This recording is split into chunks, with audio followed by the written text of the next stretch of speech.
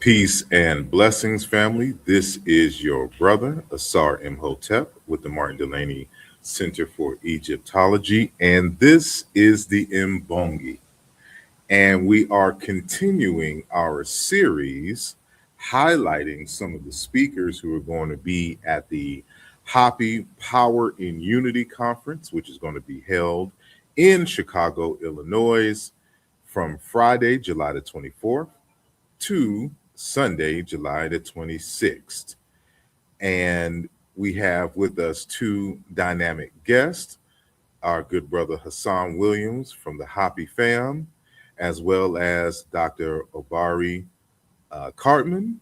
And we're going to discuss a variety of things, their involvement in the conference, as well as any specific topics that's going to be addressed, as well as, and I'm pretty sure we're going to get into Black men's health and how this relates to uh, economics and the like.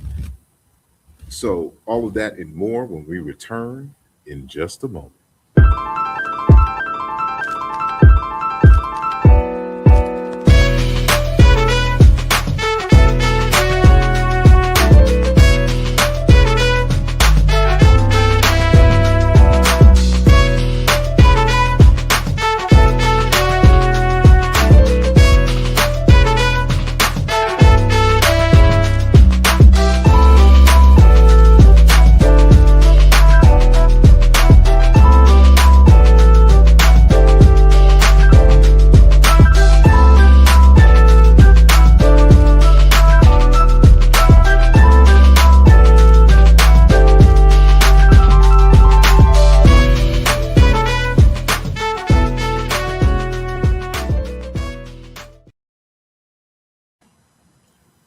And we are back at the Mbongi, and I want to thank each and every one of you for joining us today. So make sure that one, you like the video, and two, that you share this video with friends and colleagues.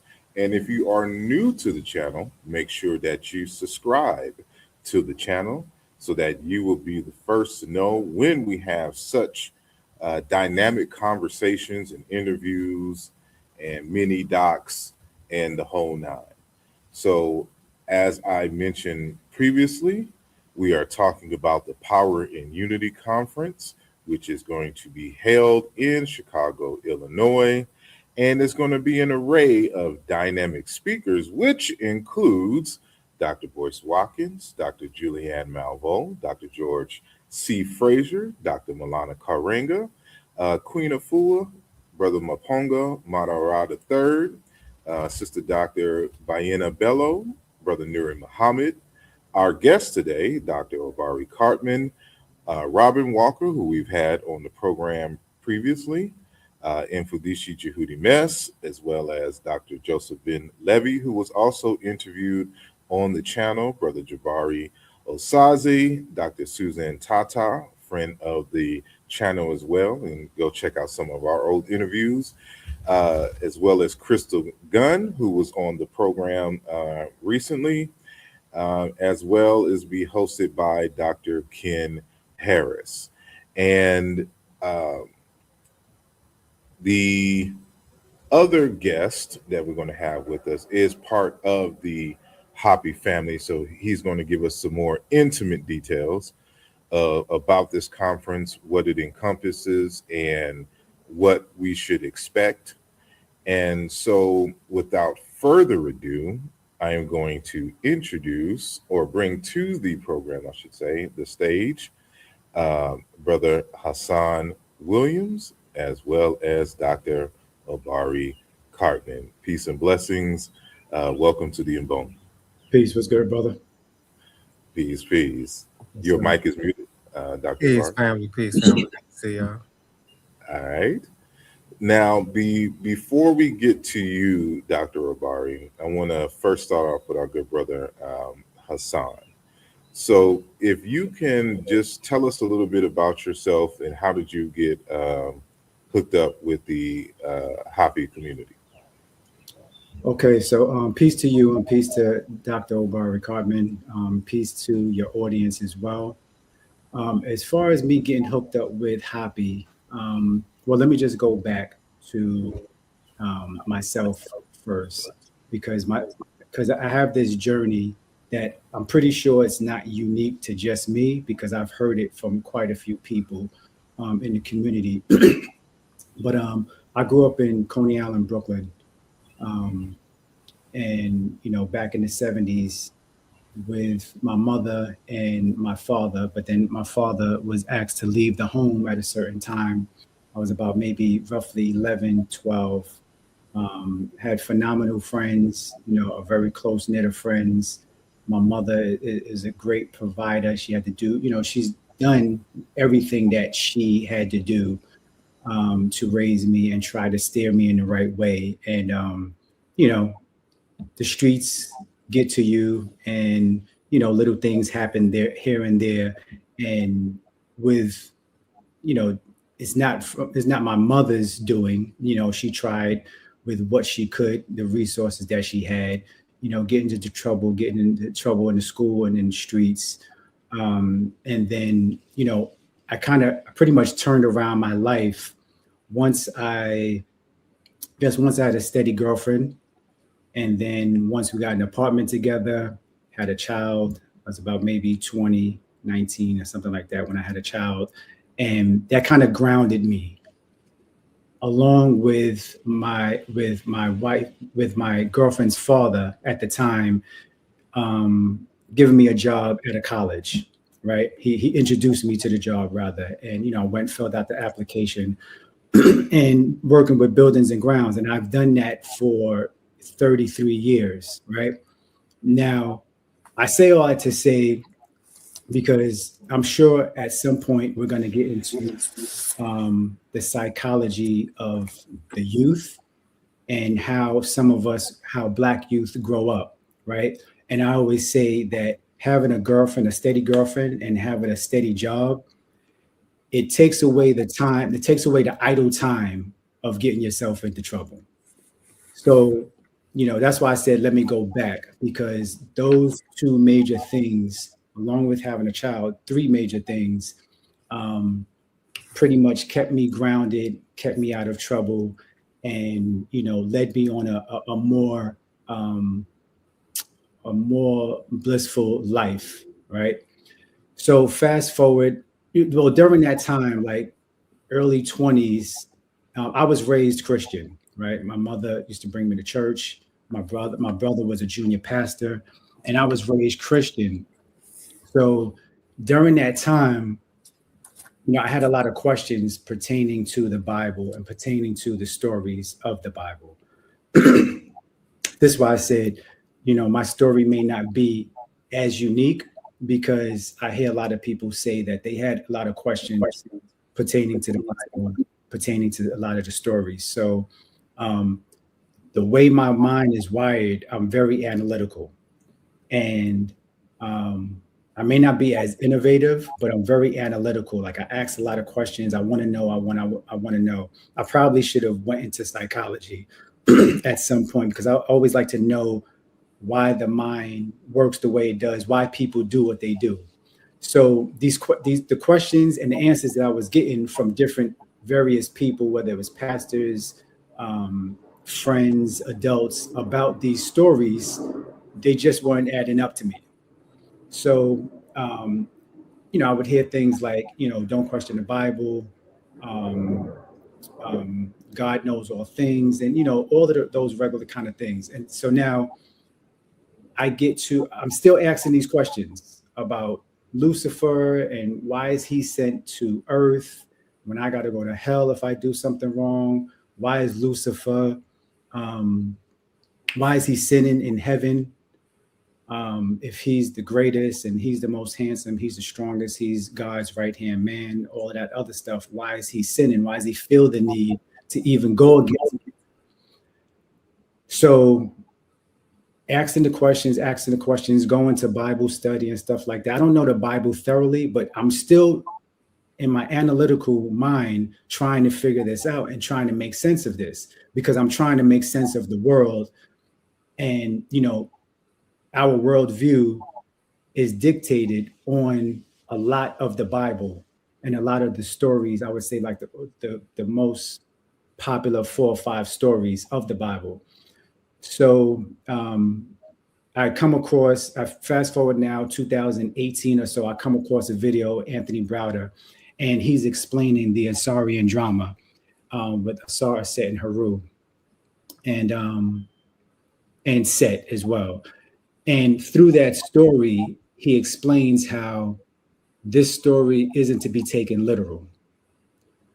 Once he gave me that word literal, the word changed my entire worldview on how I see the world, how I see people, how I see spirituality. I didn't even know what spirituality was. And by that time, I'm 45. At that time, I'm 45.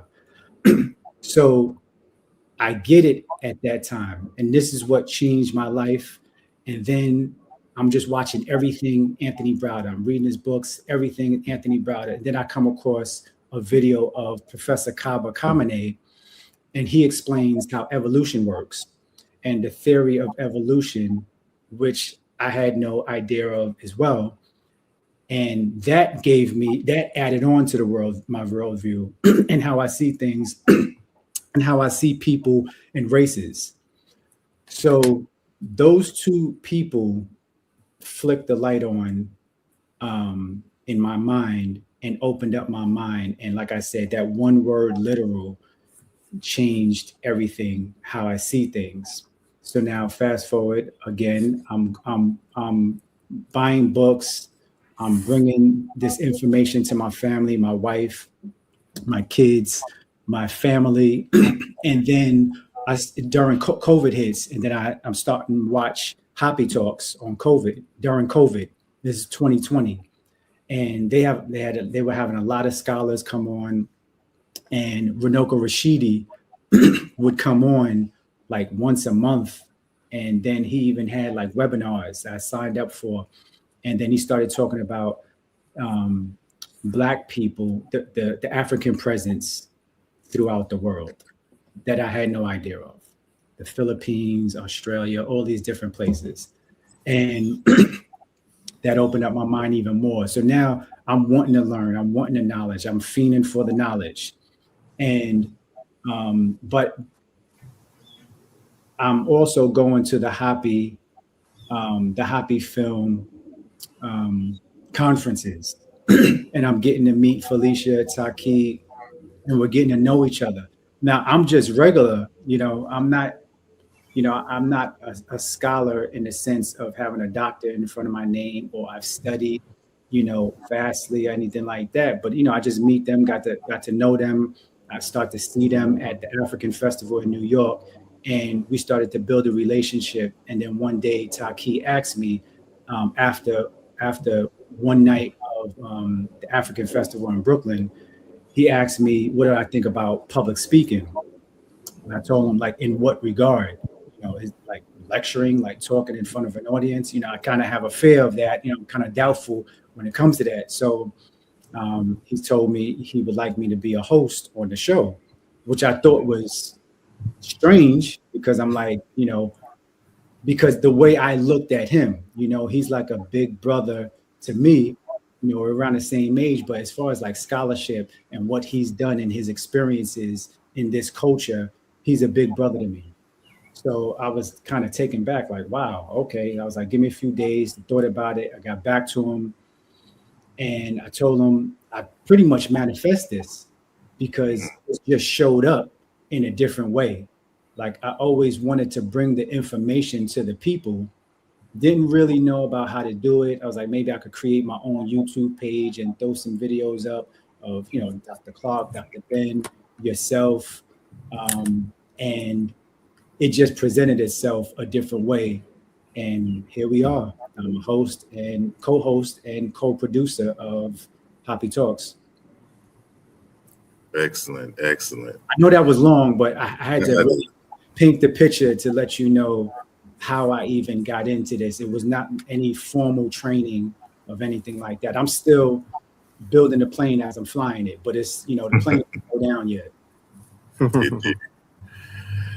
Well, I didn't properly introduce our second guest, who is an author, an educator, and a grassroots mental health advocate dedicated to the emotional and cultural wellness of Black communities. He earned his bachelor's degree in psychology from Hampton University and a PhD in clinical and community psychology from Georgia State University. He is from Chicago, Illinois, and I'm pretty sure he will give us a bit more in terms of his background. And so my question to you is, what got you into psychology and wanting to study formally human psychology? How did growing up in the Chi foster that inquiry? And three. Okay. Okay, go ahead. And you don't have to go. We'll go. No, do later it. In terms of what are you going to be speaking about at the Hoppy conference in Chicago at the end of this month? Okay, got it. I'm gonna do all three. One, appreciate y'all, brother, man. Thank y'all for having me on here. I appreciate that story too, brother Hassan. I love journeys. You know what I mean? To your point, just my entry into the field was exactly what you said. Just curiosity about how people work. It's fascinating. I think people are fascinating. Just the decisions and the stories and the little nuances. So I got into the field. It was a combination of things. My parents were cultural nationalists, so my journey was different. Like I inherited this. You know what I'm saying? And I think that there's a lot of value in Brother Hassan's journey because that's the majority of us. Like most people not gonna come up in a house where we celebrate Kwanzaa's and reading, Dr. Benz. So I think that the pathway towards what is the entree point for someone into the culture is so interesting. And I think that, to even take your story and your desire to spread it is the medicine we need. And so I say that as a psychologist, that the tools, the philosophical theories, the foundational understandings of humanity did not come from the formal studies. It came from your route. It came from looking at the books, going to the podcast, and sitting at the feet of the elders. That's how I created my understanding of what we need as a people in this moment to be healed, whole, and restored. So I just really appreciate your story. I was riding around in the car with my father.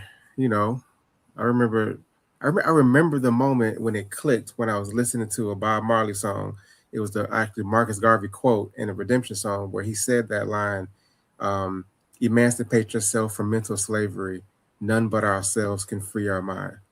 That's why I became a psychologist. It was that. Right. So just it's that very idea that so I'm in the studies and I mean in the conferences and I'm not choosing to be there. My dad is like, get in the car. Like I'm not like intentionally deciding to create none of this. I'm just a recipient of somebody else's, worldview. And these messages, I'm hearing the messages, I'm hearing mental slavery, I'm hearing, generational trauma, I'm hearing these things. And then that idea of no one else can free us from that but us took me on a path that has been just unfolding for the last couple, decades for me. In Chicago, the question of being raised in Chicago, South Side, we was in the hood at first. I had no idea we was poor for a long time because this is all my parents doing. Like my parents protected us from the streets, So like, it wasn't until I looked back and went back to visit the neighborhood to realize, like, oh wait, this is like we was in it, and I'm a testament of the power of just like the built and then the intentional environment that we can create as men, as families. I'm the recipient of that. I was from Chicago, and so there's that narrative by itself. But then within that, there was a village that was created. Again, I had nothing to do with it. Just went to Baba Haki Matabudi's and a bunch of other folks, not even just him, but a bunch of other sort of cultural nationalists, created a school called New Concept Development Center. So we were there, you know what I'm saying, independent African Center School. I was part of a Lyle Children's Dance Theater. I was always going to Carruthers Center, Community University. So there were institutions in Chicago. There were cultural institutions in Chicago that gave me a lane, that gave me a path, they gave me a blueprint.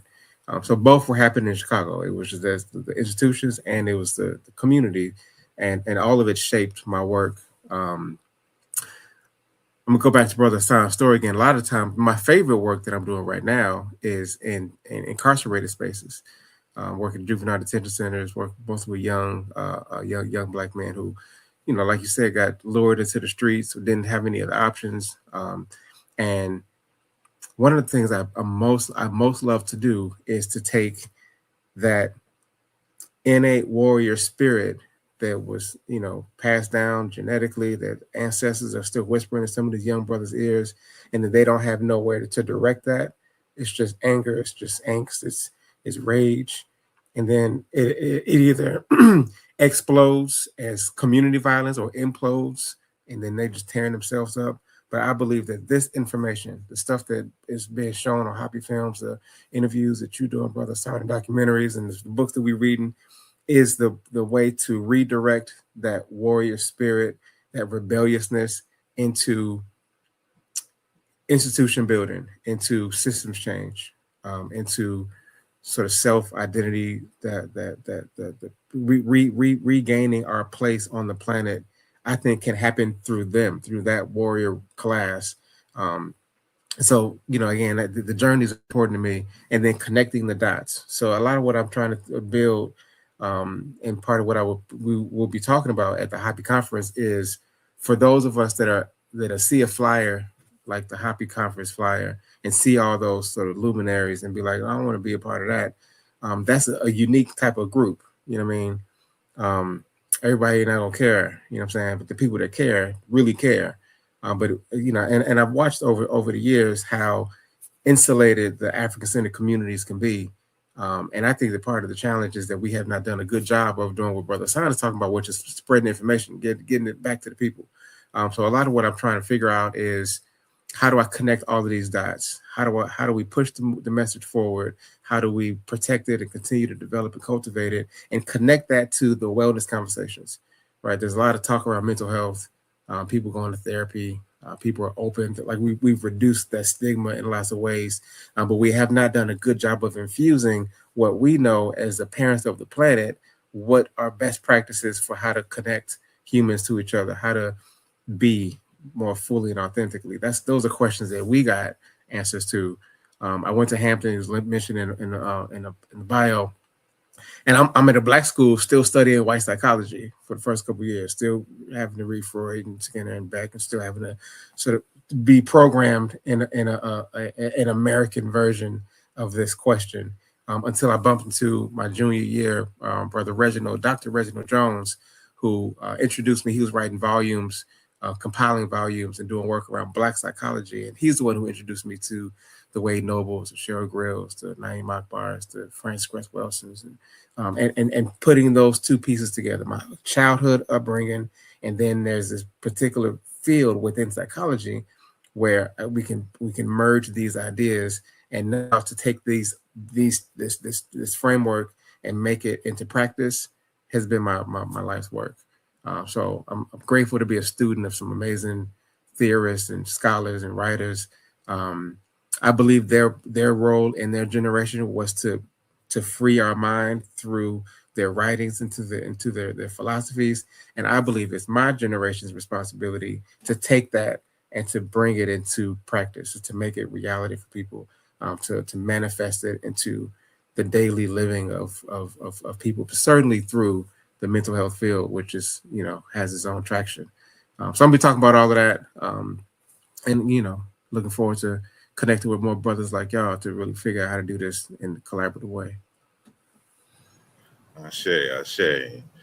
Now, I'm noticing a common component in both of your stories, and that is the presence and or absence of the father, and how that shapes the paths that y'all have taken individually, as y'all are becoming adults, right? And I want to, if y'all can briefly, I'm gonna start off with you, Dr. Obari. Ask the question of the role of manhood and fatherhood in the shaping of young men, specifically, but children in general. Yeah. And then I want to ask, once he's done, Brother Hassan, in what ways, I'm not sure if you mentioned if like he was totally gone once he left the house, or was he sporadically in your life? Like what was your connection or lack of connection after the split of the home? And I want to hear your firsthand account of how do you believe that affected you? So we'll start off with Dr. Obari. No, important question. I think it's the whole thing. I mean, I think that's the kit in the caboodle. It's the solution to all our problems. Is us mastering and prioritizing fatherhood, familyhood, fatherhood as connected to the relationship to the parent, because you can't become a father without a woman. So all of that is connected to what I think is the greatest potential for the source of power cultivation in Black communities. And we missing it, man. Like we missing it. Every generation after generation, Black men are not doing what Brother Hassan did, which is 1920, be in a partnership, have baby, and in reflection decide or realize that that is the thing that grounded me. It's chaos before, I'm in the streets, whatever it is, but then having a child grounded me. I would challenge, or I'll say question, even the way you describe that, because I know young brothers who 19 who have kids, and having a baby derails them. And so it's not even that. It's not even the presence of the child isn't the thing. There's other things around that. There are so the child becomes a call, and then the answer is be present. Everybody don't do that. And I wonder why sometimes. And I ask brothers why. And I'm in prison where they say I love my kids, but then you're doing stuff to disconnect you, and now your kids are vulnerable. So there's something around principles and values that if we are wrestling with those, how do we define our manhood, our worth, our success, and having fatherhood and the power of, and the responsibility and the joy of stewarding a young life. And if we really focus all our attention on that, and asking every question about how we spend our time, and for me being a father, I say I'm a father first. Like you read my bio, it says dad first. They don't say PhD. I'm a dad first, and it really shapes everything I do. That means everything. So like, before we started, I was drinking water. You know what I mean? Like, I'm not healthy because I love fruit. I mean, I do love fruit, but I also love candy. I also love cookies. But when I think about eating a cookie versus eating fruit, that decision is shaped by how long I want to live, how much time I want to spend with my grandchildren. It's literally like, I think about, before I move, before I exercise, I think about what responsibility do I want to leave my children to care for me based on the decisions that I'm making in this moment. And so I'm not even, I could argue that I should have enough self-worth to invest in myself for my own sake. That hasn't been my reality. My reality is it's my children that make me want to be a better person, that make me want to read more, to make me want to travel. Everything that I want to do, I want to be able to give that to, and not even for legacy's sake, but just because like they're the most important things on the planet for me. And if I cultivate my connection and my power, and if I give everything to them, then I don't even have as much time to worry about what some other man is doing. I ain't even worried as much about what Trump and I mean, I could care less, I mean, to a certain degree. And I think that we give so much of our power away, complaining about, worrying about, being distracted by sort of the onslaught of the the chaos that is presented through the media about what other men are doing. We're talking white supremacy. I don't use that language. I'll say white domination and white pathology. I can't be so concerned about another man's pathology if I'm so much, centered on my house, my family, and then my children are extended beyond my blood children to the children in my village. The children they don't even know, like, I mean, they all my children. All these boys are my kids, and so that as a philosophy means that there's a lot of work to do. Right, I ain't got as much time to be, on the game. Like, I got work to do. You know what I'm saying? And at a certain point, if more men accept that charge, answer that call, it's a different world. Like, we get different people if men are stepping up, doing the work, and asking those questions about what is it that I need to do to be the best father for the people who I've either created through, just intentionally or unintentionally. Now I have a responsibility, and it's just, it is really just on us. Like, I can't blame white people for all of this. If men don't do the basic fatherhood stuff, and if we just keep generation after generation, don't find ways to encourage our brothers or to allow our brothers to let that slide, it's all us. That's all us. And so for me, it's the whole thing: fatherhood, this question of manhood, and our responsibilities to the next generation, as filtered through our responsibilities to ourselves, is the way that we change the culture. Is the way that we win. That's the solution to so many of the problems that are plaguing us. I love the question, but I think the answer is that it's everything. It's the whole thing.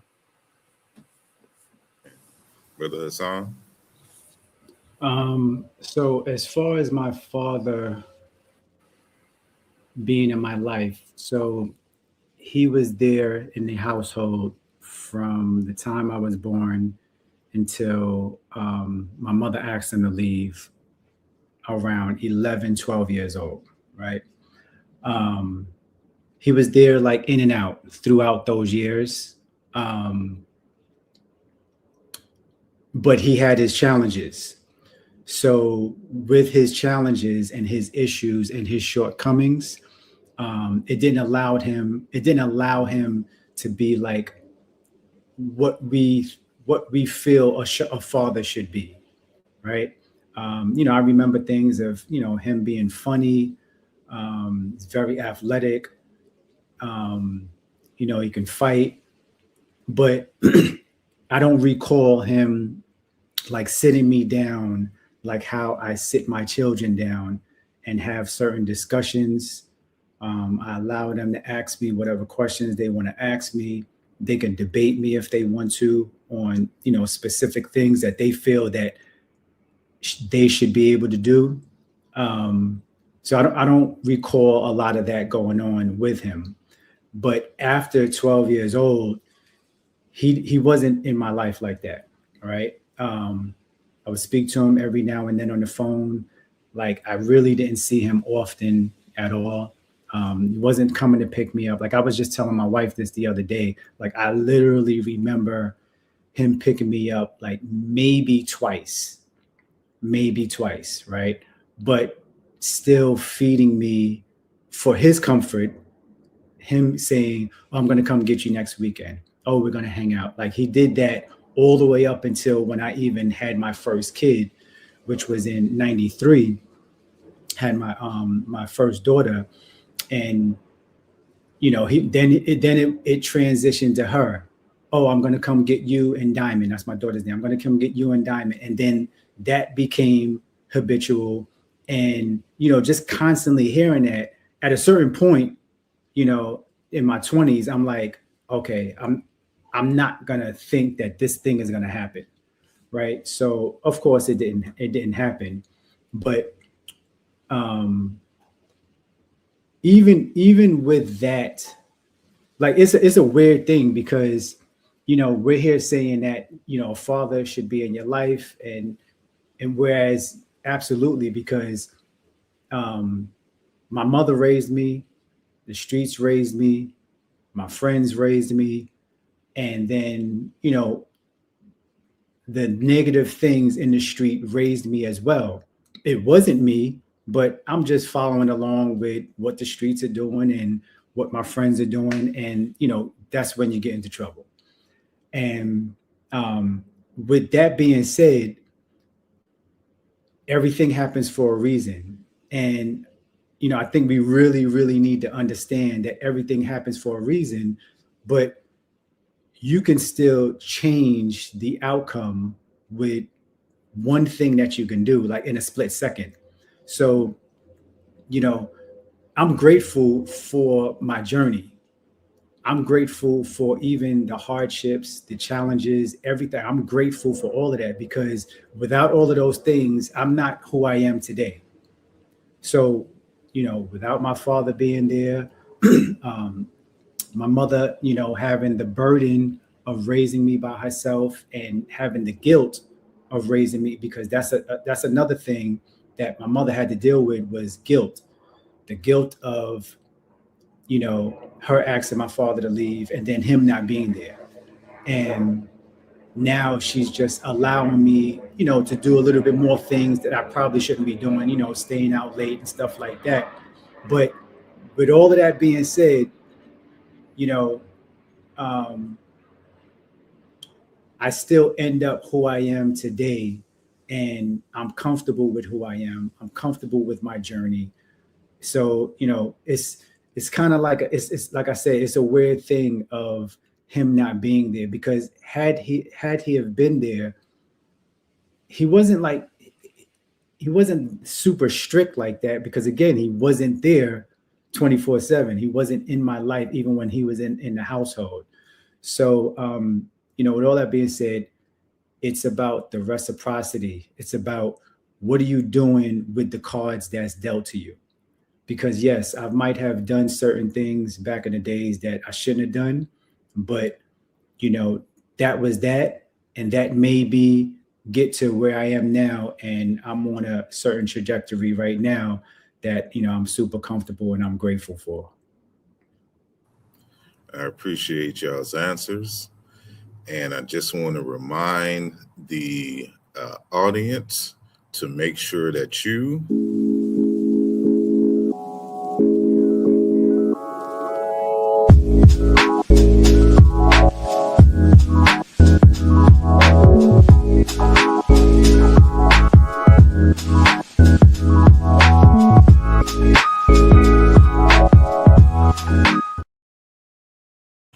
that is right. Make sure that you hit the like button and subscribe if you have not subscribed to the channel already.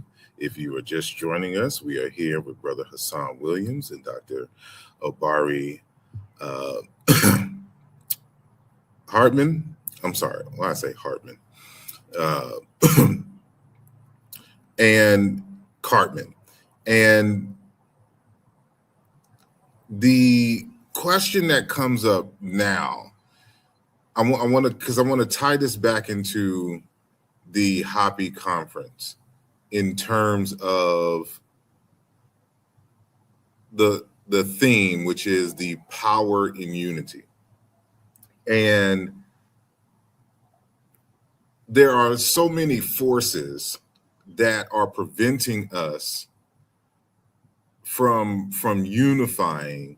And I know that we can have, hours of discussion on these kind of external and internal forces, in terms of the systematic ones, the historical ones, in terms of in the enslavement period and the like, whether we want to talk about the Europeans or whether we want to talk about the Arabs and the like, weaknesses and strengths of African cultures and how we got. But in this moment, how does the absence and or presence of Black fathers affect the population in terms of the economics. Like, what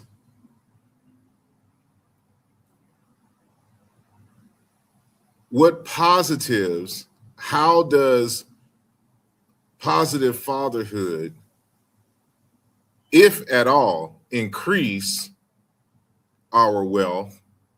And how does the absence of fatherhood decrease our wealth? And I'll start with Dr. Obari, and we'll end up with Brother Hassan.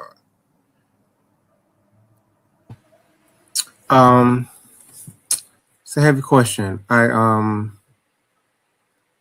first thing that comes to mind as I think about wealth building, generational wealth, I reflect on the things that I love about my father. Beautiful man.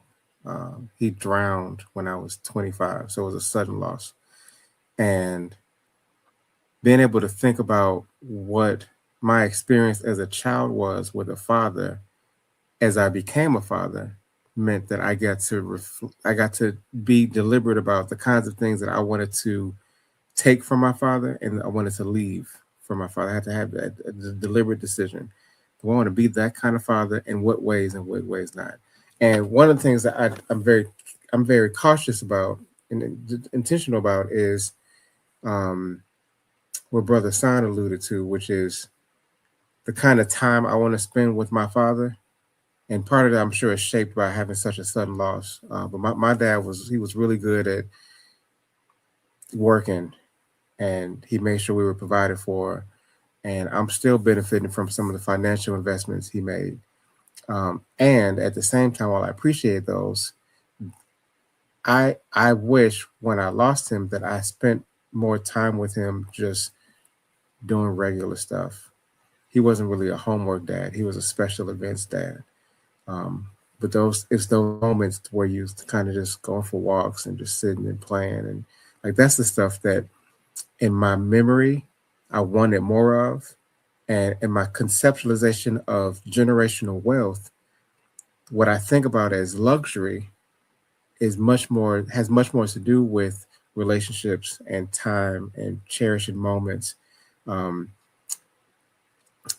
I think we're taught luxury. I was a kid at some point, and I remember thinking I wanted to have a mansion. I remember that. You play those MASH, a game called MASH. I don't know what that translates across the world, but there was these exercises where you do the vision board, and at first you're cutting out pictures of like Lamborghini. I wanted the Lamborghini with the flying. You know what I mean? I wanted a house with a swimming pool in it and a basketball court. I wanted those. I wanted the trappings of luxurious wealth as was presented to me on TV.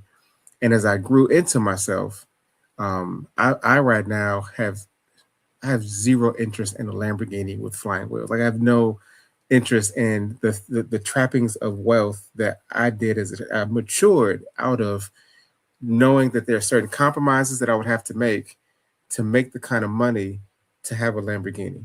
And then having a Lamborghini creates a different set of decisions I got to make to protect myself from it and to disconnect myself from my community. And so I have a value system that has shifted as I've grown older, that has attached itself differently to what I consider to be fiat, the monetary sort of currency. What meaningful currencies have shifted over my life. And because of that, I have less money than my father did, but spend significantly more time with my children than my father did with me. And the things that I'm able to give to them, and the way I'm able to sort of invest in them is different than financial. And, and there has to be a balance because we got to eat and we got bills to pay. And I want them, they got to go to college. So those things are happening. But there's a level beyond what I consider to be the most important things to give them that has nothing to do with money. It has more to do with experience. It has more to do with connections. And so for me, the first thing that comes to mind when I think about generational wealth, it isn't just money, but it's information, it's time spent, it's travel, it's all these other things And so I think the part of the question for me becomes, how do we detach ourselves from what an adversary has told me is important at its core? And so I'm not chasing a bag and compromising myself and my values, or putting myself at risk to keep up with the Jones that, hey, they ain't happy either. And they're certainly not a model for parenthood or familyhood. So there's really nothing that I want to chase, and my proximity to whiteness or white things has nothing to do with how I'm defining my manhood or my fatherhood. So for me, that's the first thing that comes to mind. Is how when we say building financial wealth, generational wealth, financial literacy, like all of that is very specific to a version of success, a version of finances that is not ours, and has been a part of a trap that I could argue got us into the hole we in. You know what I mean? We got ancestors that saw some shiny things and said, you know what I mean? So like, I think that there's a spiritual connection, a demonic relationship to this idea of chasing another person's version of success that has created generations of turmoil for us and has fed a spiritual energy that has continued to grow and divide and conquer. And I think some part of that means that we need to pause for a bit and then just ask that question as men: what is the currency that's most important? And then invest in that. And at the same time, have separate conversations. I think those conversations first would allow us to now renegotiate how we spend our time, how we collaborate, how we share, how we what we invest in financially with the actual money part, that would build a true community where we might not have as many things, but I got more connections with more brothers where we can barter, and I ain't got to rely on them in the same way. Because now I'm thinking about generating waste. Now I'm thinking about conserving. Now I'm thinking about relationship with the earth.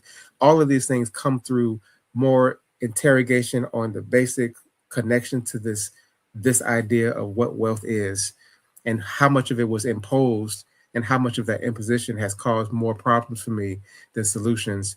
And so that bag that I'm chasing needs to be filled with something different. And I think the cultural questions ask something of us that I don't see as a part of the financial literacy conversations or the generational wealth conversations. So I start there. And I think that extends to other conversations we get to have around now. What does work look like? What is actually, the rent and the food? What does the practical things look like? But I think that has to come on the other side of how do we defining fundamentally what wealth is, what currency is, what investing means, and what are the priorities from as an adult different than they were for me as a child. So I'll start there. I'm gonna just pause on that, but that's the beginning for me, is wrestling with the root of the whole idea. Brother Hassan? As far as a father being in a home, and how that helps economic wise.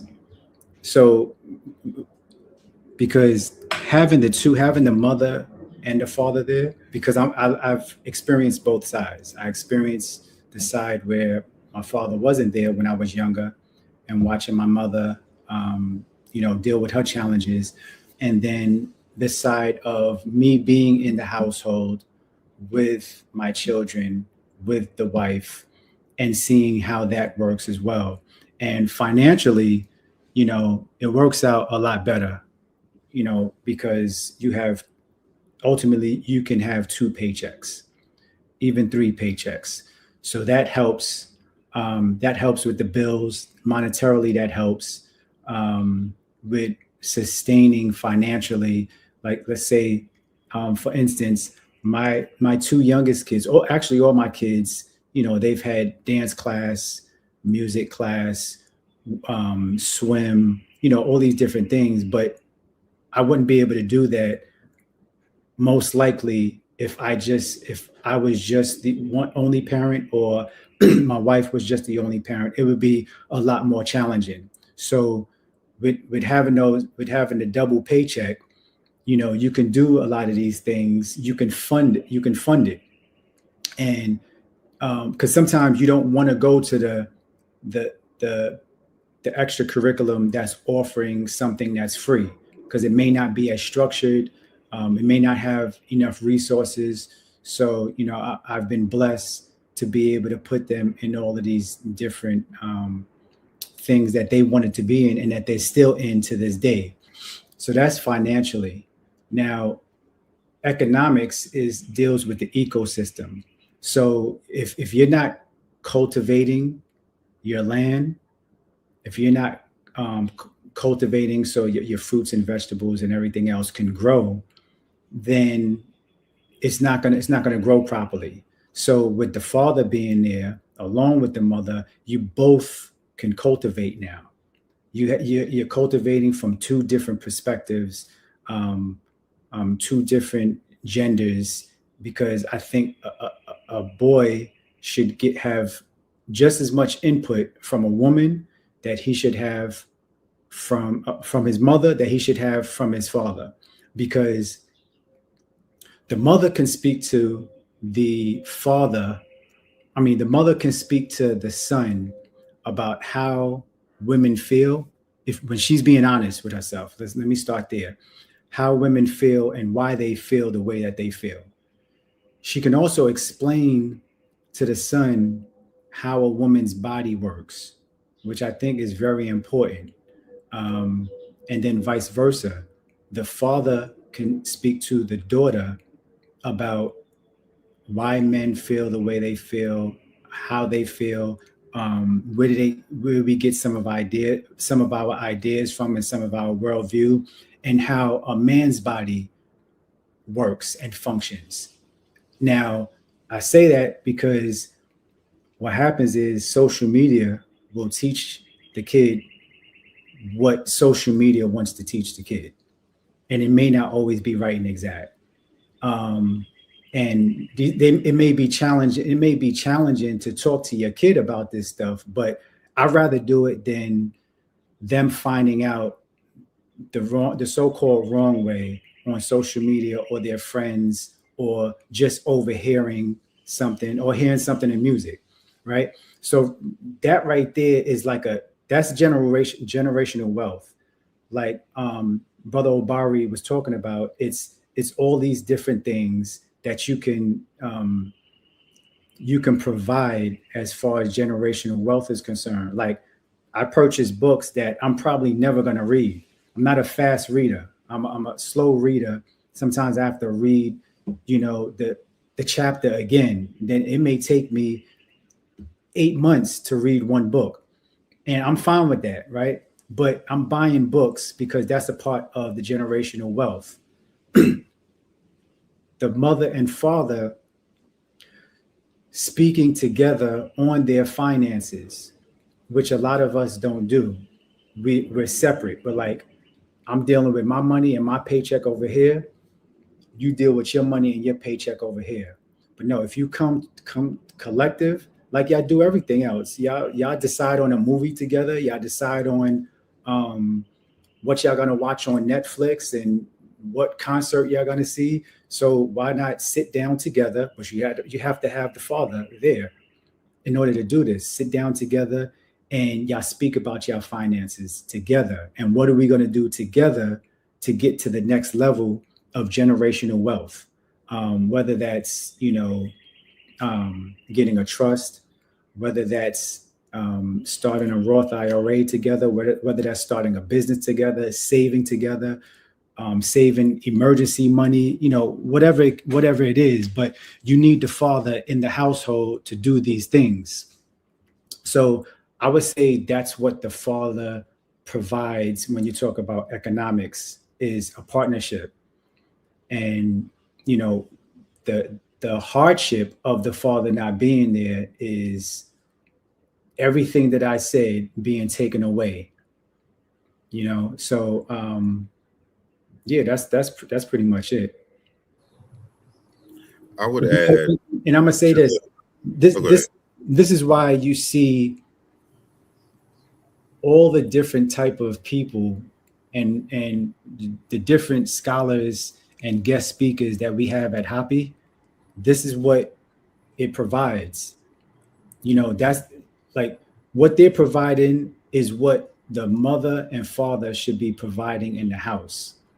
We may not know it all, but if we take like I said, if we take a piece here and there, like Brother Asar may take something from you, Brother Obari, I may take something psychological from you, Asar, I may take something, you may say something about linguistics, and it may just be that little thing that changes the trajectory of my worldview and what's going to happen to me in the future. Just take a little piece and just add it to your life. Indeed.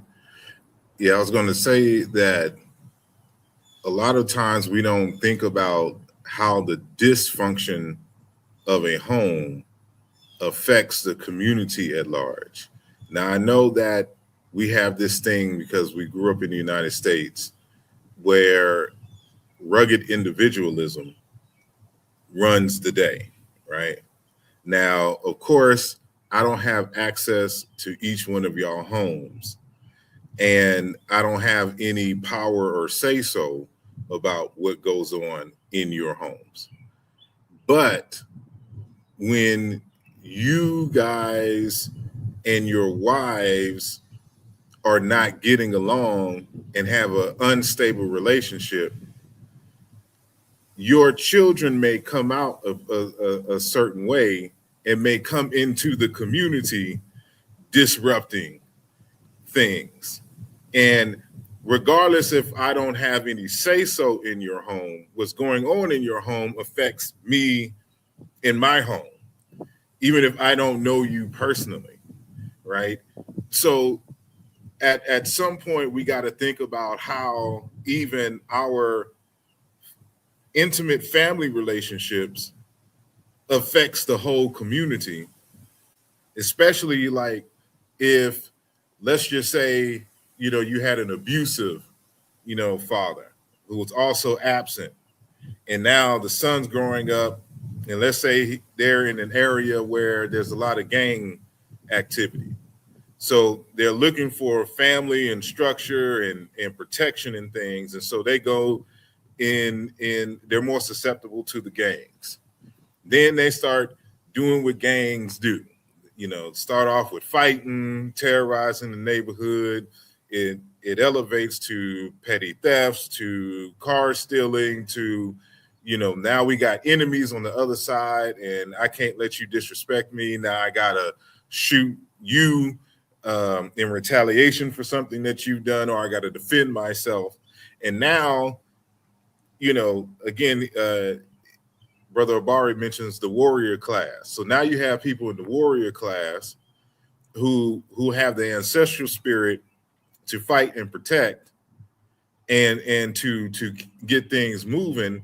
Now they are in a prison system. They had too much pride to work for $7.25 at a McDonald's, but now they're working for 20 years for 10 cents a day,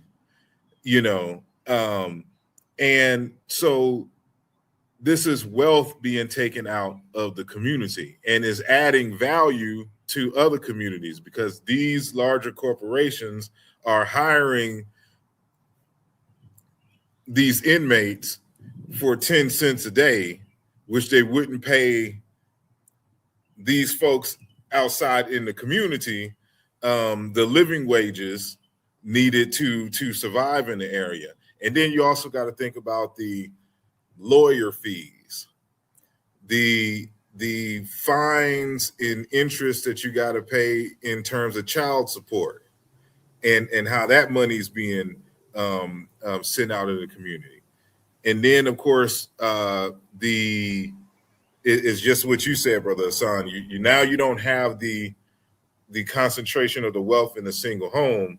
Now you got to split and pay 2 rents, 2 electric bills, 2 water bills, right? Because y'all living in other spaces. Now you got to pay for gas in between households, picking up the children and the like. And then you got to, depending on how you have your setup, you have to have a set of clothes for your kids at your house while they have a set of clothes, at the other parent's house, right? Like all of the money's getting divvied up, and you aren't concentrating that into the household. So there's many ways and angles that we can approach this, but as I said, even in the Hoppy film, that economics depends on the quality of your relationships. That's the first. We before we had money, we had relationships with people and communities, and we even with Sister Gunn, Crystal Gunn, who we interviewed about a week or two ago. We were talking about maybe on Sundays, or at least once a month on Sundays, that there's a family, meeting where y'all talking about economics and finance, right? Like how, like, you make a big dinner and all this other kind of stuff, and then you kind of sit your children down. This is how you make investments. This is what you would need if you want to run your own business and side hustles and taxes. And, maybe we should think about buying some land and putting, having family homes on the land, as a generational wealth strategy and the like, and just having those meetings. And I would hope that those kinds of things are being discussed at the Hoppy conference. And before I go to the next question, I want to just kind of let Hassan talk about the Hoppy conference. And can I ask a quick question before we go there? Go ahead. I hear what you're saying. I appreciate everything you're saying, both of y'all. And we're talking about family building. We're talking about sort of structure and infrastructure. And what I know from talking to couples, what I experienced from having conversation with brothers, that there's a new mindset in this generation that is difficult to make the pitch that y'all are making around coming together, being in the house, sharing the bills, even talking about finances. There's something that has creeped into the culture that has prioritized feelings over the structural reasoning that you're describing. And you got two houses and people are co-parenting. Most people I know are co-parenting. 2 houses, 2 bills, 2 waters, all that kind of stuff, the gas going back and forth. And at the center of that, the reason that the relationship broke up was because we have lost, and I don't know, the question is whether it's good or bad, or what is the loss and what is the gain from this. Now I'm a father, I'm a man, I have to keep things together. I got to pay the bills. I got to make sure we keep the relationship together. Sort of this old school mentality. And what's happening now is when people get to a place where they're not happy, happiness becomes the thing that tears the whole thing apart.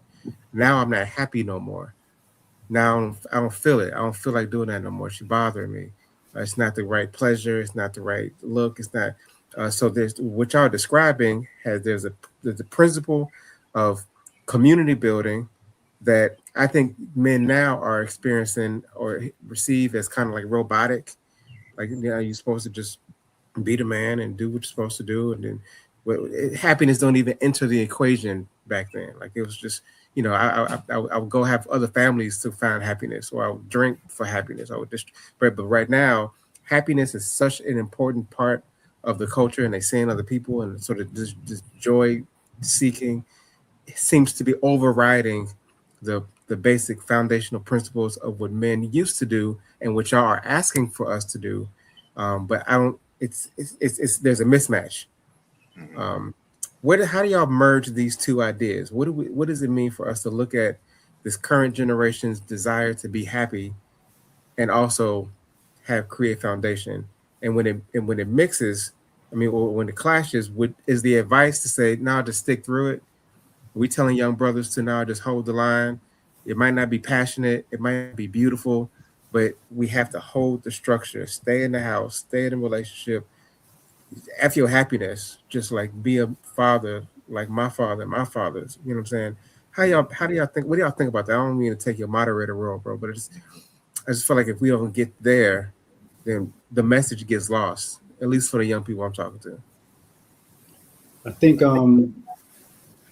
think what happens is if in a relationship, if you're not working on yourself individually constantly, then but both both partners have to do it.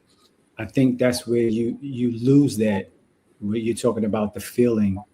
And because if both partners are working on themselves and they feel like they're growing and they're gaining more knowledge of self, and then coming together, cultivating both of their individuality, the individual learnings about themselves, I think that it works. And I'm saying this because of, what I live now in my relationship is that we're constantly working on ourselves as the individual. And then we're able to come together and make it even better. It's like you don't get a Golden State without Steph Curry and Thompson and Draymond working on their craft. Mm. Like Draymond he's not even really doing he's not supposed to be doing what he's doing in the role that he's in, for the most part. Like all those assists that he's getting, that was never the role of a big man like that.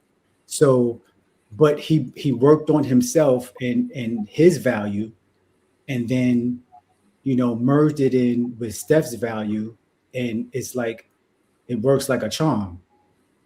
So those things have to happen in order to get to, because Crystal Gunn actually speaks about that. She speaks about healing your wounds, and you have to heal your wounds in order to be of some substance within the relationship. Because if you don't heal those wounds, you're just going to add trauma to that relationship, and the other person is not going to be able to work on themselves because they're dealing with your trauma. Mm-hmm. You on mute, brother. Sorry. I'm going to be a bit more controversial in what I'm going to say. And, people that know me on my channel, y'all know I love to fight, and I want all the smoke. But I'll say this, it's going to sound crazy at first, but hopefully over time it begins to make more sense. Our problem is that we don't have our own culture. I divide the presence or absence of culture in these three ways. You have what I call a pro culture. This means you have all the elements of culture working in synthesis for the betterment of the people. You have an unculture, which means you have some elements of culture. It's just unorganized on a population scale. And then you have an anti-culture, that every system within your social populations, your population's social sphere is working against what makes an established culture. And for us, we have elements of culture, not all aspects of culture, and what we do have is unorganized. So it's like if you was to walk by and you see a steering wheel, and then you see a back seat, and then you see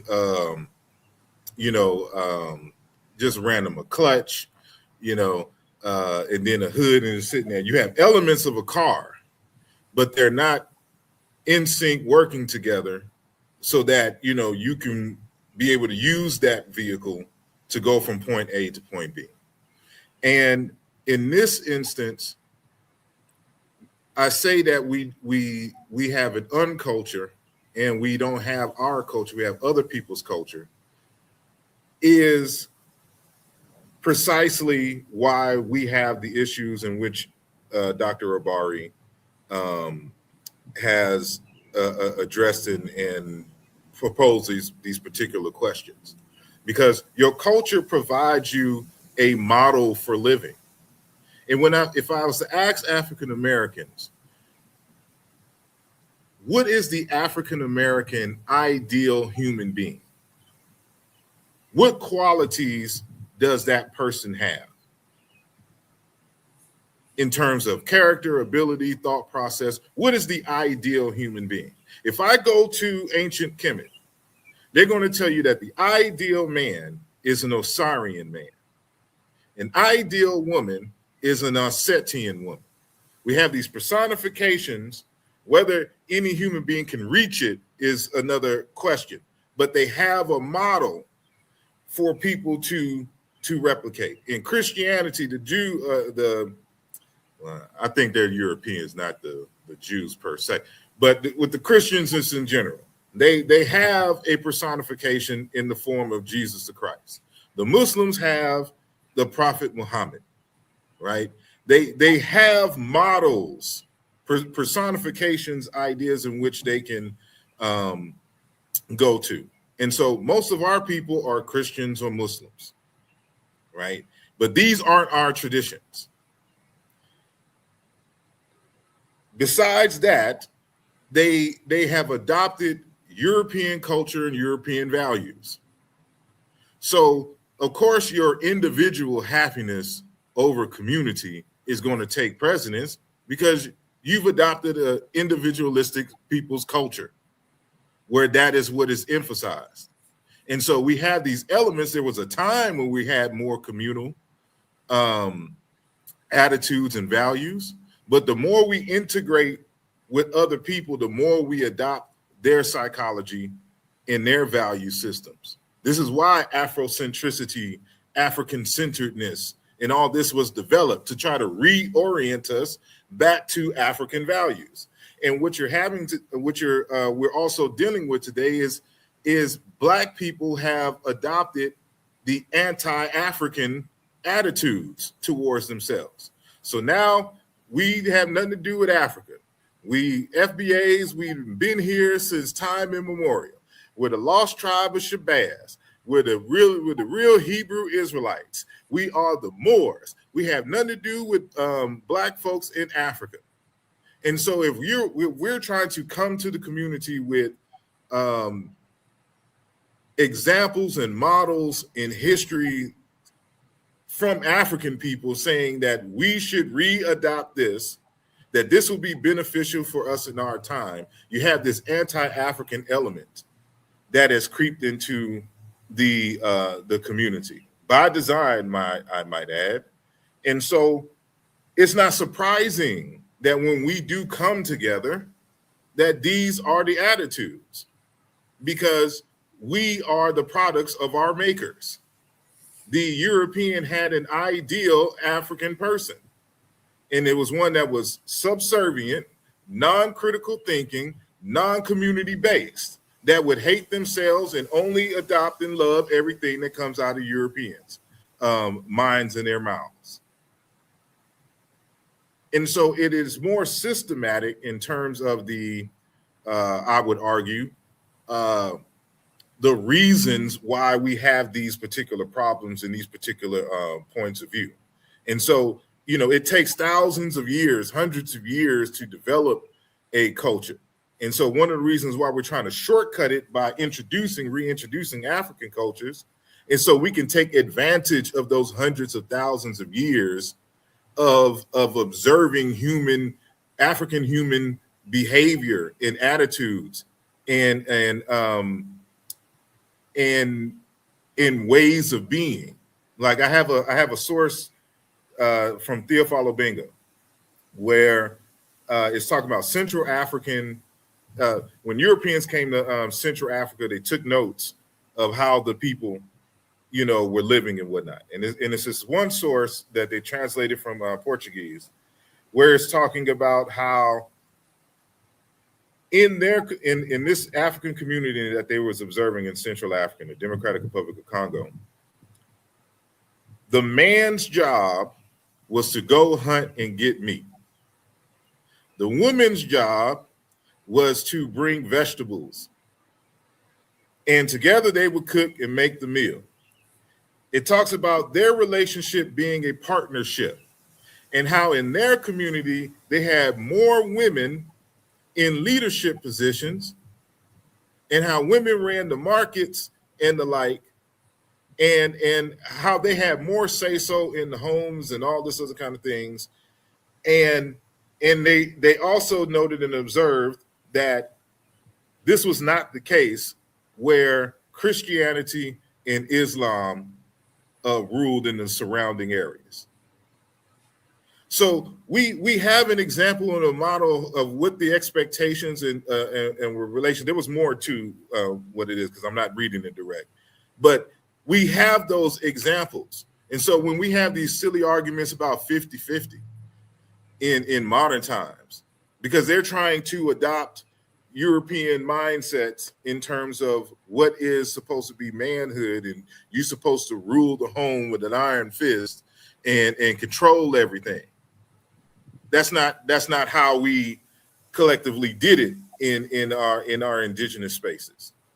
So there was an evenness. It was a partnership in the particular relationships, and you had community rites of passage that taught you what it meant to be a human being, what it meant to be married, how to stay married, how to deal with conflict. We don't have that in the United States as far as Black people is concerned, as far as the collective.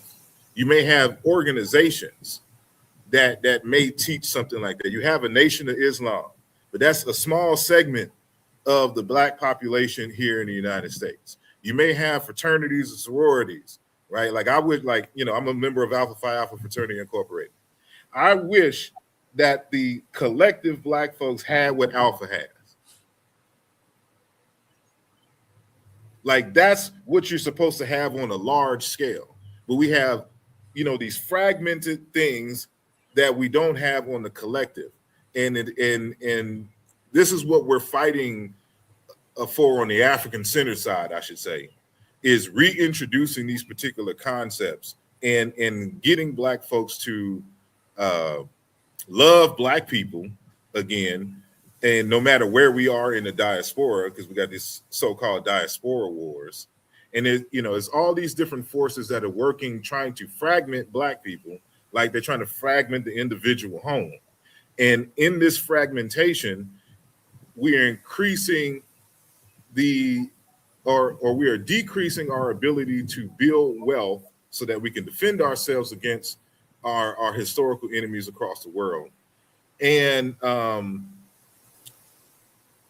we are decreasing our ability to develop power, which really should be at the center of any kind of so-called wealth conversation. It's really an issue of power. That's what we're trying to develop and maintain so that we can be able to defend ourselves.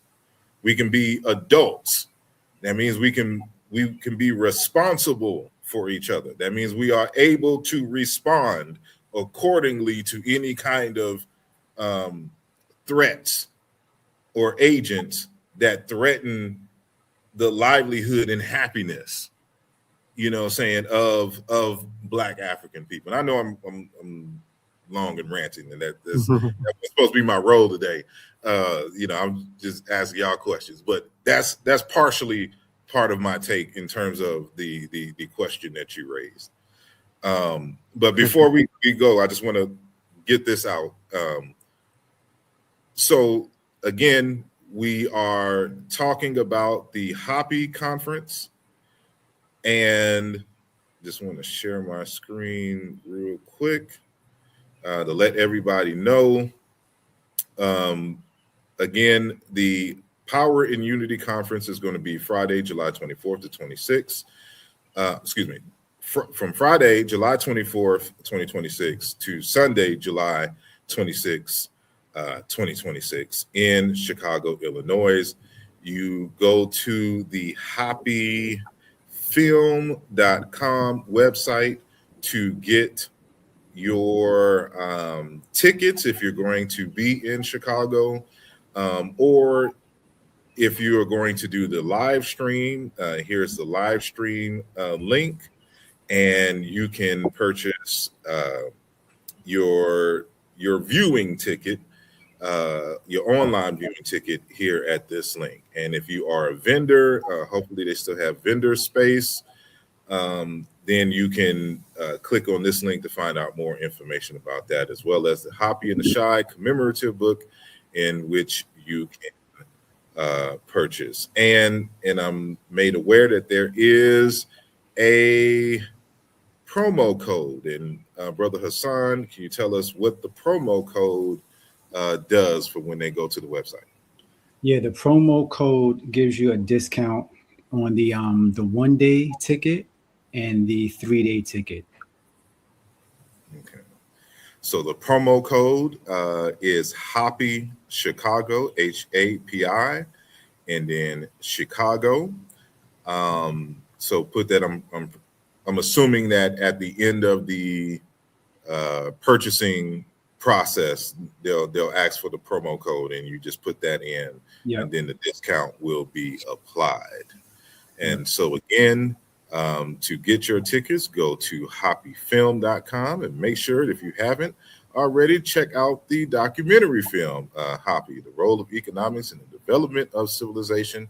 I make a quick cameo. You see me walking by in the film. I say, "What's up?" and all of that. But there's many of the people that you see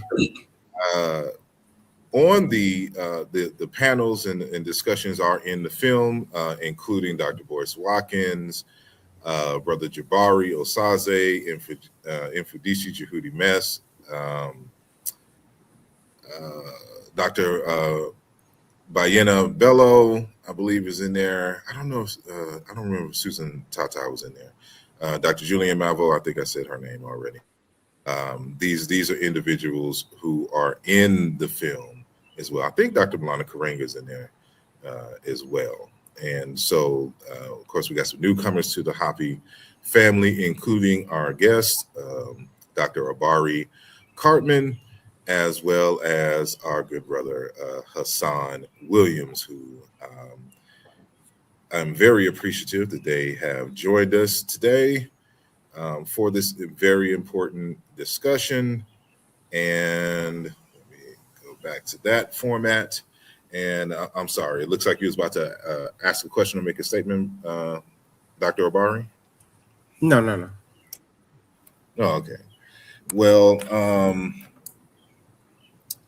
my light is gone out, so I'm going to be a little bit darker and be more blacker and more darker for the rest of the segment.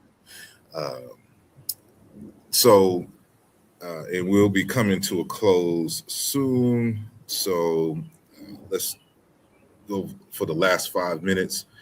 So, and I know this isn't part of well, I guess this is. So I guess this will be directed directly to Dr. Obari, more specifically. And that is, I know you do a lot of work around mental health. When we say mental health, what are we talking about? Is there something? Is there like a standard or a baseline when we talk about mental health? And when we talk about mental health, is there a separate measure of health in the general Eurocentric idea of mental health versus the African or the Black idea of mental health? And how do we address mental health when there are instabilities or disruptions in the flow of consciousness or whatnot? Like, and I know that's a loaded and kind of another hour conversation, but if I'm making any sense, can you address that? Yeah, for sure. My response, I think, is really in alignment with the theme of the conference. So we're going to bring us back full circle. The power in unity. The first idea we think about in unity are different peoples coming together. And there's certainly obstacles to that, systemic, generational obstacles to Black unity, African unity, diasporic unity. But that model of our adversaries imposing their cultural frameworks and then enforcing that through violence has also included the fragmentation of the self, and the popularity of the mental health movement continues to have us be confused that the mind can be disconnected from the spirit, the soul, and the body, and the community. And so, we African folk, we've been very clear that the self is a communal self. There's so many concepts. I'm looking at the word Ubuntu, right? There's so many ideas that when we say self, we don't mean rugged individual. We don't mean isolated self. We mean self as community, as the same exact thing, not even like metaphorically, but interconnectedness as the basic understanding of how the universe is designed. And the focus on the mental health is attempting to separate a mind, to diagnose and treat a thought pattern, and isolate that from the context. And we have so many scholars, Dr. Bobby Wright comes to mind first, who has encourages us to not fall for that trick and to understand that to diagnose a person and then maintain the sickness of the context will only perpetuate the need to go back to the European for their treatment, for their pill, for their perpetual coping and managing within a sick system. The system itself needs to be diagnosed as broken or deliberately designed to maintain the status of the few, the billionaire class, the elite. And so we have to be careful as African people to not hear the word mental health and receive that from the cultural understandings of the adversary that is in charge still of the accreditation licensing process, still is charge of the institutions that are teaching the mental health practitioners. We all have to go through to navigate this capitalist system. We all have to sort of play the game a little bit, and we have to be more careful to disconnect the process of becoming officially legitimized by the state to practice mental health or to serve in healing practices, so that we can pay bills and build generational wealth. We have to disconnect that from what we know as African people and have always known, and stand on the legitimacy of our knowledge to say that the mind, the body, spirit, and community are the same thing.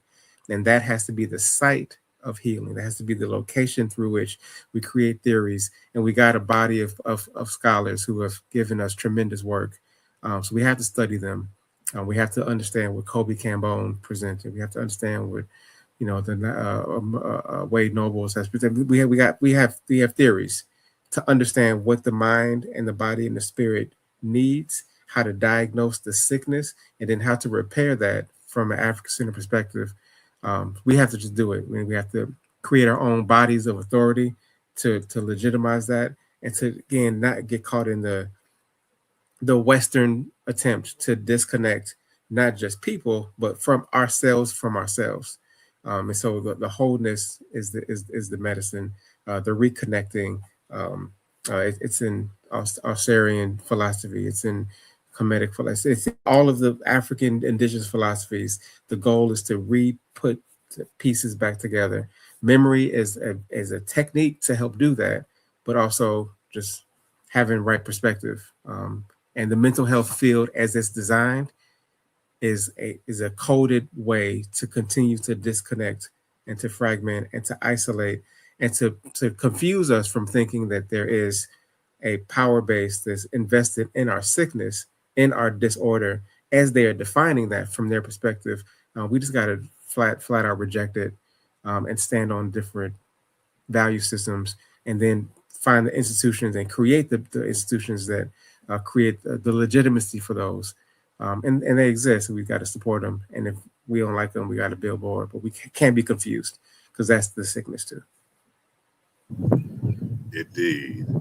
I just want to highlight real quick 2 texts, and if you can briefly tell us about these particular texts. And the text that I am going to show, you can, I believe, pick these up at Dr. Obari Cartman.com. This is the website where you can find out more about what our guest is doing, has been doing, and I assume plans to do in the near future. And the text I want to highlight first is the more classic text, is the one I've first heard your name on. And this is Ladies Man, Conversations for Young Black Men About Manhood and Relationships. And then we also have this text here, Black Spirituality, Ancient Wisdom to Heal Generational Trauma. And so I will first ask you just to kind of briefly explain the Ladies Man book, and if you can kind of explain why we're crossing out ladies in the plural, and we got the singular possessive ladies man there, and I'm pretty sure that was intentional. And then, of course, give a brief analysis of your text, Black Spirituality. You're on mute. Yes, the cross out and the apostrophe is definitely intentional. Those are my sisters on the cover with me. And when I say lady apostrophe S man, it denotes a belonging. I, as a man, belong to those women. I belong to my mother. I belong to the divine feminine presence on the planet. And so it creates a responsibility and obligation to honor, serve, respect from a different perspective than just like, a superficial, I want them to be well. But my wellness is connected to my positioning to them. And so I, as a man, belong to my mother. And I start there as a position. And from there, it extends to what does it mean to create a world where if men are protecting and providing and the women don't feel safe or nourished, then the men aren't doing what they are supposed to do. And so that book is kind of reflections of, my own personal journey, successes and mistakes I've made, conversations I had with my father, conversations I wish I had. But a lot of it is born out of work that I've been doing as a therapist for young Black men, primarily, and conversations we're having around emotional intelligence and culture and politics and all the kind of stuff that I feel like are needed in the rite of passage from boyhood to manhood, and trying to put it into a text that was conversational, easy to read, that had the young man in mind. So I was writing for a 15-year-old brain. So it's easy to read. It's, you kind of, you don't need to keep going back to the dictionary to get through it.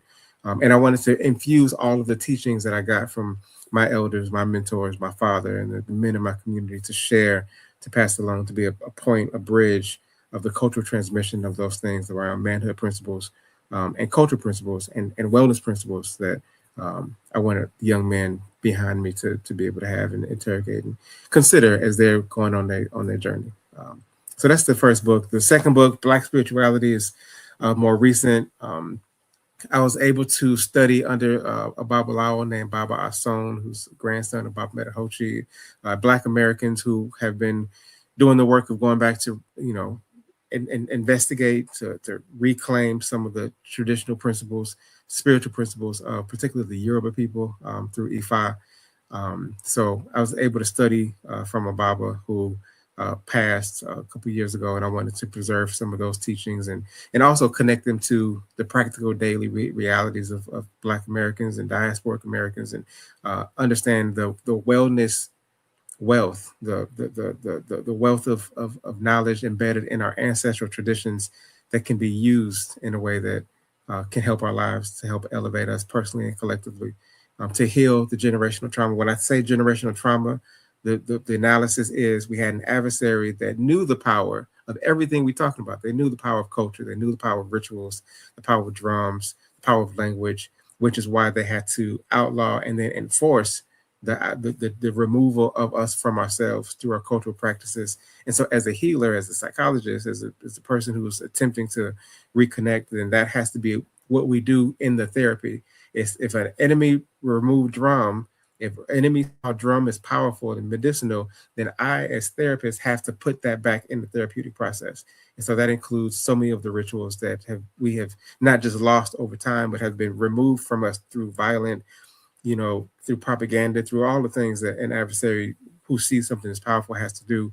So part of me, is, as a student of the systems, spiritual, artistic, all of it, is trying to bring those things back. And there's a lot that I learned through spirituality, through the Yoruba system, that I just felt Black folk needed access to, and I wanted to present it in a way that was easy, again, accessible, practical.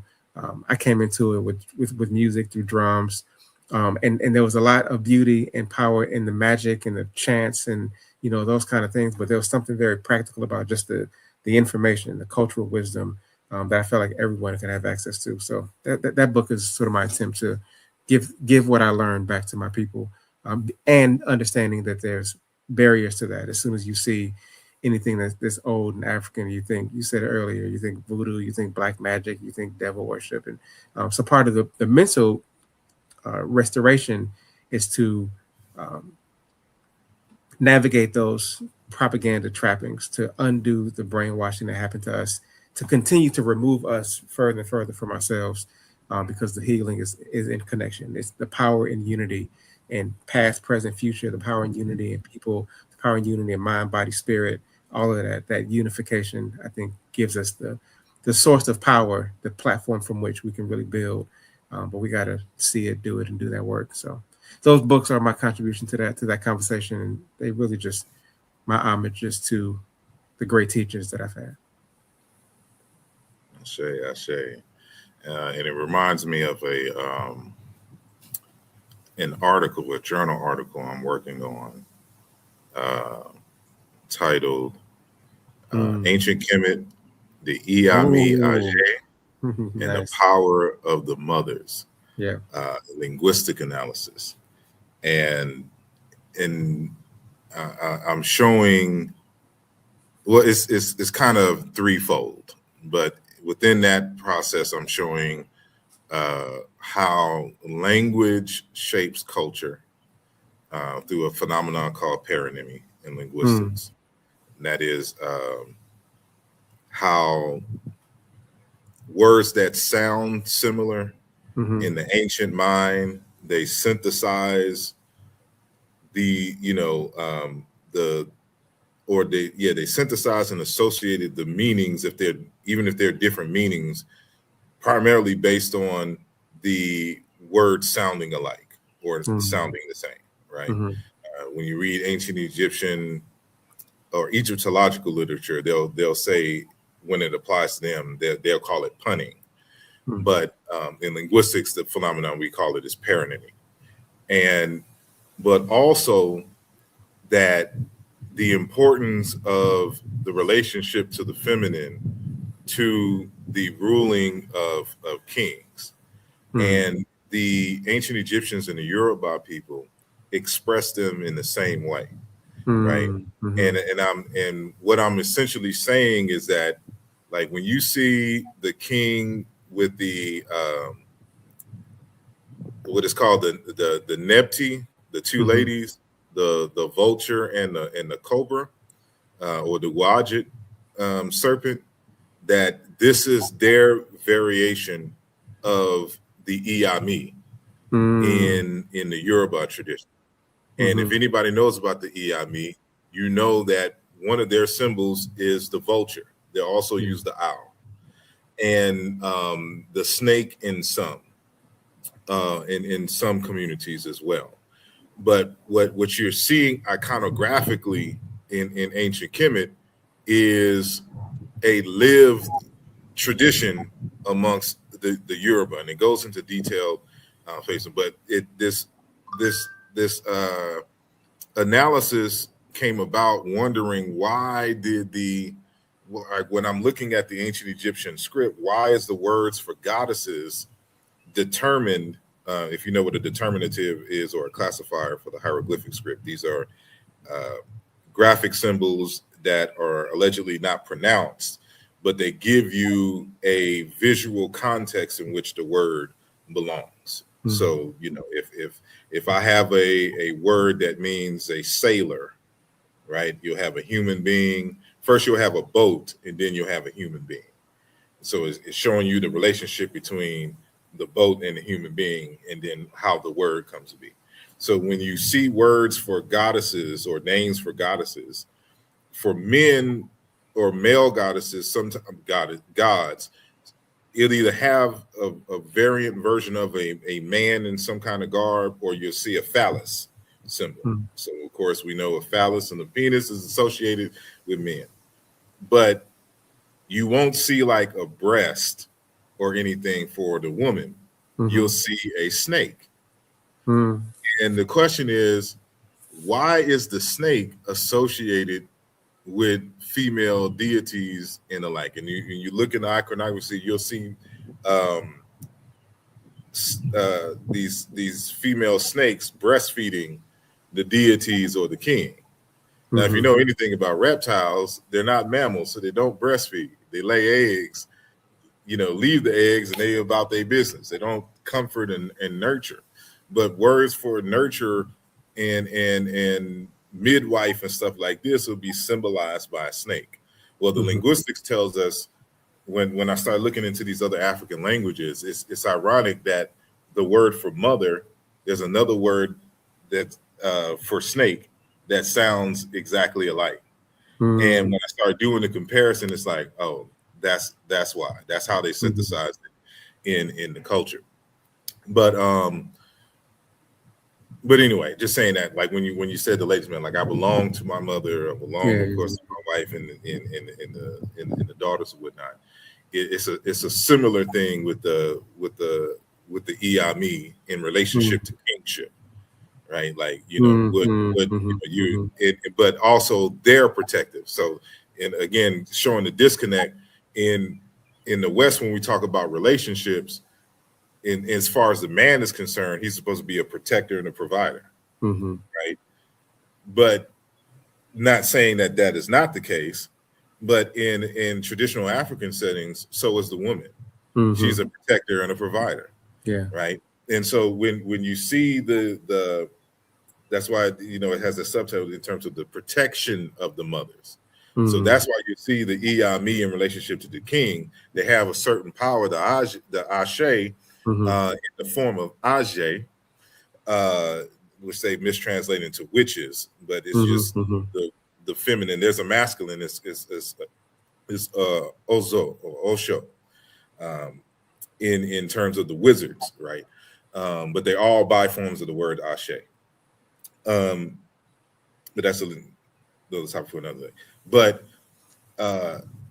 they protect, and you see Aset protect. And you see the snakes, saying they protect the king, so the king can protect the women give him the magical powers to be able to use protect, the women and children, of the community, because he represents a father, like in the Yoruba, the Oba is the king, but Iba is the word for father, and it's the same amongst different African groups. But anyway, I'm rambling now. But no, you ain't rambling. You in your bag. I love when you get in your bag. And I love the phrase. I love we're gonna wrap up this idea that the bag that you in right now compares to this idea we talked about earlier in the generational wealth of chasing the bag, and that what you in right now is what we need to be chasing. That's the bag. You in that zone where you connect to that thing that you here to do. That's what we want to capture and then pass along. That's the bag that I want us to be chasing. And I love when you're in it. So don't apologize for none of that. That's what we need. That's what we're here for. Man. I appreciate that. Can't wait to read the article. Man, make sure you let me know when that's available for us. Indeed. Well, I'm going to be wrapping up now. I do appreciate y'all taking the time out to converse with us and to share your wisdom and experiences. And we look forward to seeing and hearing you in Chicago. And so I want to give Brother Hassan the last words. If there's anything that you want to state regarding what we've been talking about and or about the conference itself that we should know about, the floor is yours. Well, I can go on with this conversation that we having because I think it's a good build, and I think that all men should hear this, and young the youth as well, young men should hear this as well. And we were talking about, there's so many other things that I want to talk about pertaining to our conversation, but I think a lot of what we spoke about also has to deal with culturally as far as the man is concerned, because we can implement things and sit our kids down and talk to them about certain things, but culturally, what are they seeing from us, right? What they're seeing from us is going to play a big part on how they move forward, how their worldview is going to be, and knowing right from wrong. So that's one thing I want to put out there is, what are we doing culturally in the household,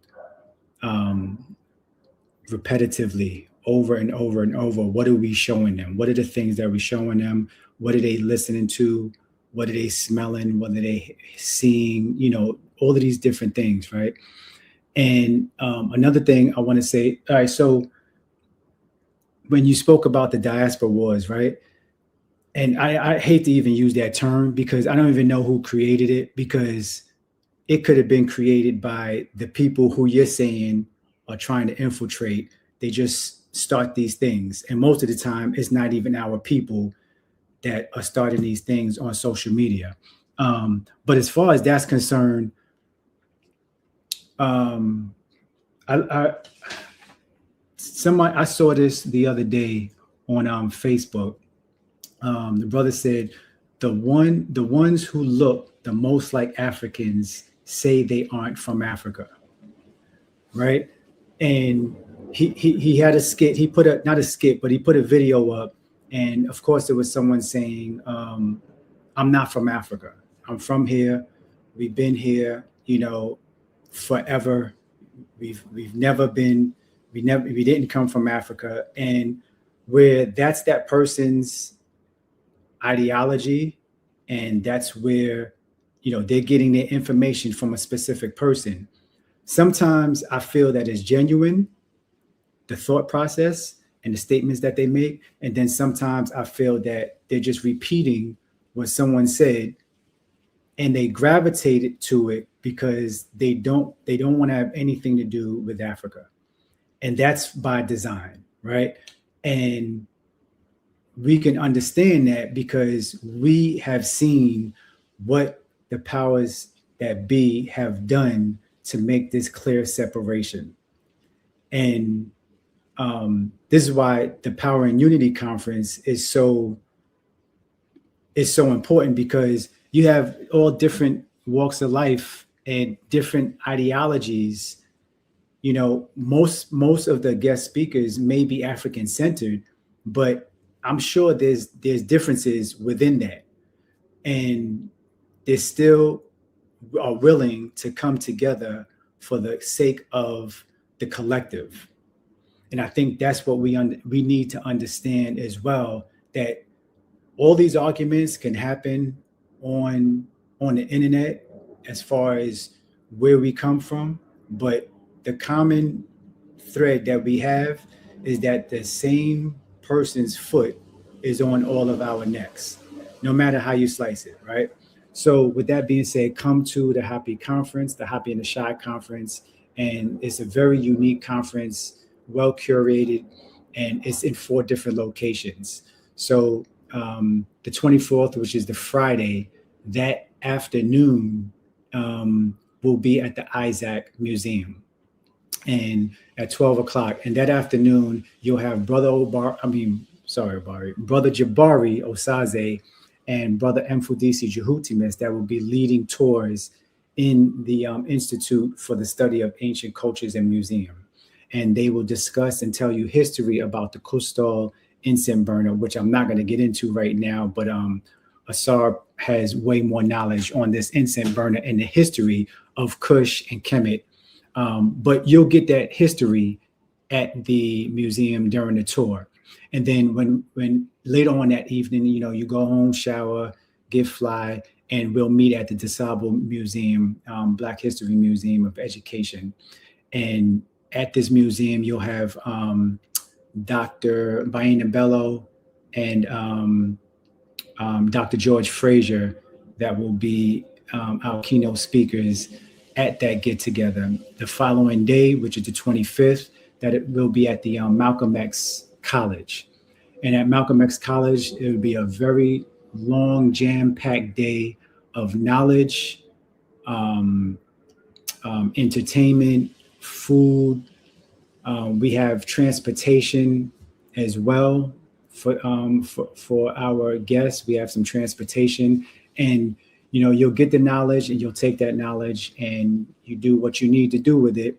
And then the Sunday, which is the 26th, that Sunday will be a luncheon, and we'll end off with a luncheon and a keynote speaker, and you'll get to network with each other, because that's a big thing, just networking. You never know what kind of value someone can add to your life just by speaking to them for a few minutes. And I'm going to say, Chicago, come on out, because that energy, we need that energy, that collective energy. And because we see what the energy can do. It can be positive, it could be negative, but when we get that collective energy and with some intention behind it, we go a long way, long way. So I welcome, I welcome you if you feel like you're not African, or you're not from Africa, or no one in your lineage has never been from Africa. I welcome you to come through and, have some dialogue, have some respectable dialogue with some respectable scholars, and maybe you can teach them something that they haven't come across, and I'm sure they can teach you something as well. All right, so come out, spend some time with us. I appreciate it. I appreciate it. Thank you again, brothers, for coming on the program and sharing your wisdom with our Mbongi family. And make sure that you go to hoppyfilm.com to purchase your tickets. And make sure that you visit Dr. Obari Cartman.com and check out what he got going on, and get a book or two. And we're going to get our brother Hassan on the web so he can share his he has a social media, but he ain't on the social media like that. So we're gonna get him because he's part of the Hoppy family now. So we gotta direct people to you so they can get more of your insight and wisdom, especially raising daughters. And I only have one son, and I grew up in a house full of boys. So I'm curious at times of how y'all deal with young girls at trying to raise them, because I have a niece, and I'd be like, well, I don't know what I would do. And then for some to have more than one, like one of my line brothers, that's all he produces his daughters, and I'm like, I can't see. Not that I couldn't do, I just can't see myself in my mind frame, because I just grew up with all boys, and it was 5 of us, in the H-Town streets. But yeah, so we need to get you a blog or something so you can share your wisdom. Sounds good. That sounds good. Also later on this evening, we have Dr. Obari Cartman and Joseph Ben Levy. I'm not sure if it's Ben Levy, because I know he corrected you, but I can't remember what. Because I was saying Yosef, so yeah, I'm using the actual Hebrew pronunciation. Got you. And, and I'm just so used to saying Yosef Ben Jochanan. That's another reason why it came out there. But and he did mention that too. But later on this evening, we have them on Hoppy Talks at 7:00 Eastern. So y'all tune in. Well, this will be aired on tomorrow. So that's right. Yeah, I'm going to have to slightly correct and say, y'all go back to Hoppy if you haven't seen it live, and check out the interview with our good brothers. And when I see it, I'll make sure that I share it on my social media as it's going on live, Gotcha. just to Okay. my audiences as well for those. So if you're catching this live and you haven't seen it on Hoppy, you know, after this show, go to the Hoppy link and view the interview. But thank you, brothers. I want y'all to stay on for a moment. I'm going to just play our ending videos, and then we'll wrap up. So until next time, people. Yes, sir. Hotep. Appreciate you.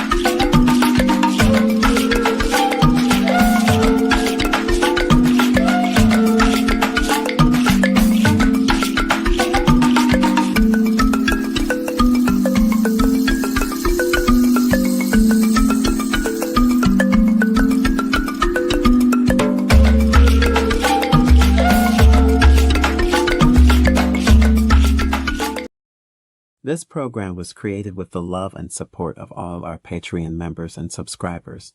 If you are not a member yet and would like to see more content like this, consider becoming a member today. The link is in the description of this video. Your support is greatly appreciated.